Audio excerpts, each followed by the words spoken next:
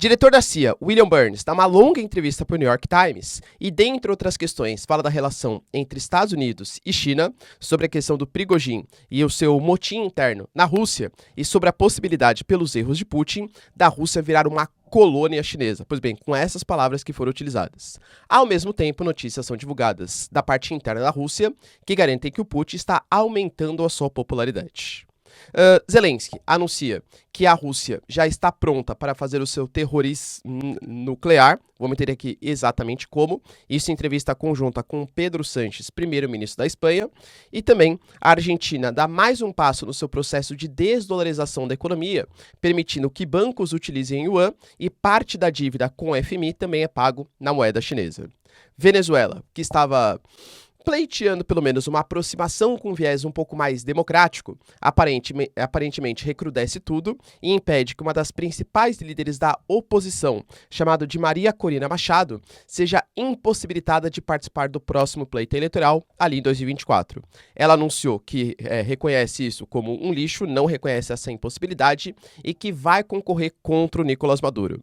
Eu diria que os próximos dias na Venezuela, próximas semanas, até o próximo ano, né, próxima eleição, será bem tenso. E a Venezuela, inclusive, já deu até um pronunciamento. Estados Unidos, não se intrometa na nossa democracia. Se vocês querem entender um pouco mais sobre esses assuntos, e muito mais também sobre geografia, geopolítica, atualidades, política, polêmicas, enfim, tudo para você se manter sempre bem atualizado, já se inscreve no canal, deixa seu like e compartilha esse vídeo, que eu, professor Ricardo, conto muito com a sua ajuda. Belezinha? Pessoal, para quem não me segue no Instagram, @prof_Ricardo Marcílio, me segue lá. E caso você queira ter acesso ao curso mais completo de Geografia, Geopolítica e Atualidades da internet brasileira pelo preço mais competitivo, pessoal, menos 70 centavos por dia, você tem acesso a resumos mensais, conteúdos semanais, aulas aprofundadas, contato comigo ali direto, o professor, além do conteúdo completinho de geografia para você, né, pré-vestibulando, concurseiro ou mesmo interessado em expandir sua visão de mundo e expandir a sua capacidade crítica. Tamo junto? E claro, se quiser contribuir financeiramente aqui pro canal, pessoal, seja membro, afinal esse é meu trabalho, ou faça uma contribuição também via chave Pix. Belezinha? Valeu pela ajuda, hein, pessoal? Bora lá pro vídeo, ó. Seguinte. A gente teve, né, uma série de notícias impactantes e eu diria para vocês que das entrevistas que rolaram nos últimos tempos, esta vez tenha sido a mais importante. Por quê? A gente está falando de alguém que é responsável pela inteligência dos Estados Unidos, pela atuação dos Estados Unidos, pelo serviço secreto americano, né? Que é o William Burns, que é o diretor da CIA. Lembrando que ele tem um conhecimento de causa sobre a Rússia até que bastante significativo, porque ele já atuou como embaixador dos Estados Unidos da Rússia no passado um pouco distante, né? Anos 2000, e que toda vez que tem algum tipo de... eu diria que ele é o interlocutor hoje entre o governo Biden e o governo da Rússia. Inclusive, quando os Estados Unidos têm que se pronunciar, têm que se comunicar com a Rússia, seja com o Lavrov, seja até mesmo com o Putin, geralmente o William Burns, que ele é o responsável. E ele começou a entrevista para o New York Times, deixando bem claro uma coisa: nós não tivemos ligação com o que aconteceu com o motim do Prigozhin. Inclusive, eu já tinha ressaltado isso aqui para vocês, porque o Biden, ele afirmou, assim que aconteceu, né, todo aquele motim, que os americanos não tinham nenhuma relação. Aí surgiu a notícia também pelo New York Times ou pelo Washington Post, um dos dois, tá? Que os Estados Unidos teria pedido para a Ucrânia não realizar nenhum tipo de trabalho na Rússia, em Briansk, em Belgorod, em Rostov, para que não levantasse uma suspeita que o Ocidente que estava manipulando o Prigozhin ou o Grupo Wagner para fazer aquele motim, e agora vem a confirmação que os americanos não participaram, pelo menos a confirmação na palavra deles, claro, né? Que eles não participaram. Por quê? Aparentemente, o que eles estão querendo colocar é que o Putin ele vai cair por conta própria, pelos seus próprios erros, pelas suas decisões, e não por uma interferência externa, pelas palavras deles, claro, tá? E aí, claro, se tivesse algum tipo de ajuda financeira, coisa que valha para o Prigozhin, para o Grupo Wagner, isso autorizaria a Rússia também a agir em outras posições, talvez atacando algum membro da Europa ou colocando seus mercenários para jogo em outros territórios, tá? A gente não sabe exatamente o que ia acontecer, mas o Ocidente deixou bem claro que ele não participou, os Estados Unidos não participou desse motim. Tá? Inclusive falou que isso mostra, claro, um racha interno na Rússia e que de fato ia acontecer pelas más decisões e pela má gestão do governo Putin. O Zelensky, ele deu uma entrevista, né, interessante também, que ele falou assim, olha, eu até entendo que o Putin, ele queira me matar, mas se sabe que, assim, existe uma pessoa querendo me matar, que é o Putin. Em compensação, existe o mundo inteiro querendo matar o Putin pelos seus erros, pelas suas decisões, tá? Da maneira como ele colocou, ele pegou bem pesado, hein, pessoal? Falou que o futuro será da Rússia, né? Será com uma parceira minoritária e uma colônia econômica da China, pelos erros do Putin. Quando a gente analisa questões geopolíticas, a gente sempre tem três aspectos, né? Aliás, dois aspectos. O soft power, que você pode dividir em influência econômica, e com certeza a China ela é muito mais poderosa que a Rússia nesse sentido, e influência cultural, que a China também é mais poderosa e tem um potencial de crescimento muito maior. Você vê, por exemplo, as produções chinesas, você vê, por exemplo, as marcas chinesas, né? Lenovo, Huawei, Xiaomi, Jack Motors, enfim, né, a Cherry, por exemplo, cara, uma série de marcas chinesas, elas estão começando a se espalhar pelo mundo. A Rússia não tem todo esse aspecto. Então, no soft power, eu diria que sim, a China ela tá num crescimento muito mais exponencial que os russos. E é nisso que o William Burns ele se galgou. Mas quando a gente pega a parte militar, cara, convenhamos que os chineses, embora possam ter, né, maior número de exército, tropas, tal, o poderio militar bélico da Rússia ele é muito mais significativo. Então, a parceria dos dois, a gente está falando de um grande hard power, que é o da Rússia, principalmente com o seu número de ogivas nucleares e tal, e um soft power bem importante. Então, William Burns ele colocou que a Rússia vai ficar subordinada pelos erros que o Putin está colocando à economia chinesa. E aí, galera, você concorda? É fato que, por exemplo, com a Rússia perdendo o mercado europeu pelas sanções econômicas, passou a depender muito mais, por exemplo, da Índia e principalmente da China. E a China sabe disso, né? A China está se aproveitando, a China tem um plano de longo prazo, a nova rota da seda, investimentos, tal, e coloca ali, né, a Rússia como parceiro estratégico, a Ásia Central como parceiro estratégico, o Oriente Médio também. Até que o Israel, a China estava pleiteando fazer negociações, entende? Então, a China realmente está crescendo nesse sentido. Você acha que a Rússia corre o risco de se tornar uma colônia dos chineses, econômica? Deixa aí nos comentários. E falou também que o principal inimigo dos Estados Unidos não é exatamente a Rússia, talvez em curto prazo, né? Mas sim em longo prazo são os chineses. E que embora a China seja o único país, segundo ele, tá, com capacidade de alterar a nova ordem mundial, o sentido, né, da nova ordem mundial, os Estados Unidos não podem ver a China como uma espécie de inimigo. Tem que ver como um aliado perigoso. Então não pode impedir comércio e coisa que valha, porque a China tem muito dinheiro a oferecer. Mas que tem sim que adotar medidas protecionistas. Proteger alguns setores da sua economia. E praticamente é isso que a gente está vendo, né? Estados Unidos e China mantêm relações comerciais gigantescas, são parceiros econômicos, mas ao mesmo tempo os americanos colocando sanções sobre chips, semicondutores, adotando sanções contra produtos de tecnologia que venham dos chineses. Então, basicamente, é mais ou menos isso que o William Burns ele já faz, né? Tá? E, inclusive, galera, ele falou também que esse período ele está aproveitando, já que a Rússia está nesse caos interno, para recrutar muitos espiões, inclusive colocando que vários deles, claro, são espiões russos, dando a entender que a inteligência americana está cada vez mais dentro do cenário russo nesse conflito geopolítico. E aí, pessoal, o que achou da entrevista? Deixa nos comentários. Outra notícia importante que a gente teve está relacionada ao Zelensky. Na verdade, é algo que ele já tinha falado, tá? Mas ele reafirmou agora, quando ele estava em uma entrevista conjunta com o Pedro Sánchez, né, um pronunciamento conjunto com o Pedro Sánchez, primeiro-ministro da Espanha. A Espanha anunciou um pacote adicional de 55 milhões de euros em ajuda econômica para a Ucrânia, e o Pedro Sánchez, embora também esteja um momento de instabilidade política na Espanha, de solução do parlamento, né? Enfim, a gente já fez vídeo aqui analisando todas as questões de uma ascensão da direita na Espanha, com o Pedro Sánchez sendo um cara de esquerda, tá? Mas ele anunciou esse pacote de estímulo aí, de ajuda econômica para a Ucrânia. E o Zelensky, ele garantiu que ele precisa novamente, né, de mais ajuda, pediu para a Europa e para o mundo inteiro tomar cuidado com a Rosatom, que é a estatal russa que lida com as questões nucleares, e falou que o serviço de inteligência da Ucrânia garante que a Rússia já tem tudo preparado para fazer um terrorismo, né, enfim, tá? Nuclear. Como assim, professor? Da mesma maneira como foi feito na usina, segundo a Ucrânia, que a Rússia destruiu uma usina que estava em seu território para culpar os ucranianos e impedir o avanço da Ucrânia além do rio Dnipro, a gente também tem um possível uso de armas, bombas, explosões na usina de Zaporizhia, que é uma usina que é a maior usina do continente europeu, inclusive, que ela pode ser 10 vezes mais perigosa que Chernobyl, que também foi na Ucrânia, né? Lá em 1986. E aí a Rússia poderia usar isso como uma espécie de um escudo nuclear para impedir novos avanços da Ucrânia. Cara, os estudos indicam que a radiação, caso tenha um acidente, uma explosão, um ataque à Zaporísia, poderia chegar até a Alemanha, pegando ali o ocidente da Europa.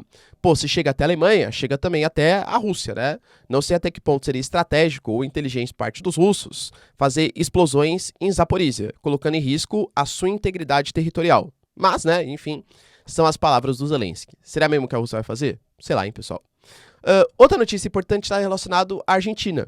A Argentina que vem no processo, né, com Alberto Fernandes, de tentativa de desdolarização da economia, quer fazer parte dos BRICS, quer pelo menos conseguir alguns empréstimos garantidos pelos bancos dos BRICS. A Argentina está nesse processo, né? E a Argentina está passando por uma crise econômica muito significativa. As reservas hoje da Argentina, estão em 28 bilhões de dólares, que é o menor valor desde 2006. E para piorar ainda mais a situação, o sul do continente sul-americano está passando por uma seca gravíssima, tanto o Uruguai quanto a Argentina. E a Argentina tem muita da sua economia ainda baseada em setor primário, né? Cereais, pecuária e tal. Cara, essa seca, estima-se, já tenha reduzido as exportações argentinas na casa dos 20 bilhões de dólares. É um valor muito importante. Ao mesmo tempo, pela desconfiança, pela alta taxa de juros, pela hiperinflação, pela falta de segurança jurídica, pela interferência política na economia da Argentina, os empresários estão tirando seus recursos de lá. Tá faltando dólares. Pô, você tem o dólar oficial da Argentina, mas com o valor que eles colocam de dólar oficial, você não acha nenhum dólar na Argentina, não. Então existem vários dólares alternativos e o dólar real é o que você realmente acha em casas de câmbio, na sociedade argentina mesmo, tá? Então tá um caos econômico e a Argentina tá buscando soluções. Uma das soluções, pô, Alberto Fernandes, desde o início do mandato do Lula, já veio 4 vezes em visita ao Brasil. O Brasil mesmo pediu, por exemplo, tanto na reunião do G20, como na reunião, por exemplo, do G7, né, que o Brasil participou, mas antes o Haddad foi participar, com outras personalidades da vida econômica dos países do G7, pediu para que o FMI perdoe a dívida da Argentina, para que eles voltem a fazer investimentos, porque o Brasil alega que, por exemplo, ter uma Argentina forte é bom para o Brasil. E fato é, né, pessoal? A Argentina é um baita parceiro econômico do Brasil, e se a Argentina está bem economicamente, aumenta nossas exportações. Mas é claro que também tem um viés político aí por trás, né? O Lula sabe que as eleições da Argentina vão acontecer e que uma manutenção de um governo de esquerda fortaleceria o seu plano de uma união da América do Sul. Claro, né, a Argentina é o segundo membro mais importante da América do Sul, excetuando o Brasil, claro, tá? Então existem interesses econômicos, mas também políticos e geopolíticos por trás, claro. Mas o Brasil não tem toda essa bala na agulha, como tem, por exemplo, os chineses. A Argentina já aceitou fazer parte da nova Rota da Seda e aceitou fazer algum tipo de negociação também com os chineses de estabelecimento de yuans na sua economia. Tanto que, por exemplo, os bancos do setor de varejo, galera, anunciaram que vão permitir abrir contas em yuan, não só em dólar, e a Argentina pagou parte da dívida que tem contraída com a FMI também em yuan. Galera, isso não é ilegal, tá? Isso é permitido. Existe uma sacola de moedas, né? Que o FMI autoriza os pagamentos, mas óbvio que geralmente os pagamentos são feitos em dólar, porque é a moeda mundial. Lembrando que teremos reunião dos BRICS no futuro próximo na África do Sul e um dos pontos discutidos será a desdolarização da economia. No que depende da Argentina, que deve ser um dos membros a entrar nesses BRICS+, o caminho, obviamente, ele já começou. O Brasil também, pessoal. O Brasil não que utilize tanto yuan assim, mas está reduzindo proporcionalmente as suas reservas em dólar, aumentando em yuan e até permitiu recentemente um negócio com os chineses de trocas comerciais em yuan. Estados Unidos... Não é em curtíssimo prazo, tá? Mas em médio prazo, galera, a gente tá vendo que os países estão se movimentando, porque viram que depender somente do dólar é muito perigoso, fica muito na mão dos Estados Unidos, de sanções americanas, né? Por que a Rússia sofre tanto com as sanções? Porque grande parte dos ativos da Rússia estão em dólar, né? Então os Estados Unidos têm muito poder sobre os russos.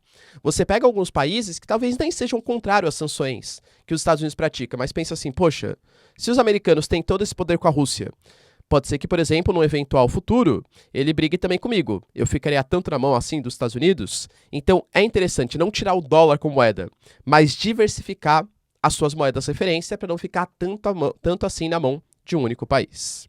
E para finalizar, galera, se a Venezuela ela estava indo por um caminho que parecia ser um pouco mais democrático, né? Por exemplo, a gente teve um acordo do Nicolás Maduro com a oposição para que a oposição não reconhecesse mais o Juan Guaidó como presidente de fato, presidente oficial. A gente teve uma mediação, inclusive com o Obrador Lopes, presidente do México, conseguindo negociar, né, uma aproximação, por exemplo, da Venezuela com um viés um pouco mais democrático. Teremos eleições ano que vem na Venezuela e a Venezuela tinha permitido que organizações internacionais vistoriassem as suas eleições e até mesmo alguns países, como por exemplo o Brasil, né, com algumas declarações complicadas, né? O Brasil elogiou na época que o Maduro veio aqui, né? A democracia venezuelana, falou que na verdade é uma questão de narrativa. Recentemente o Lula falou, né, que democracia é um conceito um pouco relativo, tal. É fato, o Brasil é um país importante e está se aproximando dos venezuelanos, mas até mesmo, pessoal, o Macron, por exemplo, também aceitou uma visita do Nicolás Maduro. A própria Chevron dos Estados Unidos voltou a atuar também na Venezuela. A Venezuela aparentemente estava se abrindo um pouquinho mais. Mas tivemos uma notícia impactante. Uma das principais líderes da oposição hoje, que é a Marina Corina Machado, ela vai ser impedida de participar do processo eleitoral. Por quê, professor? Ela já tinha sofrido uma condenação no passado, porque ela era uma deputada, né?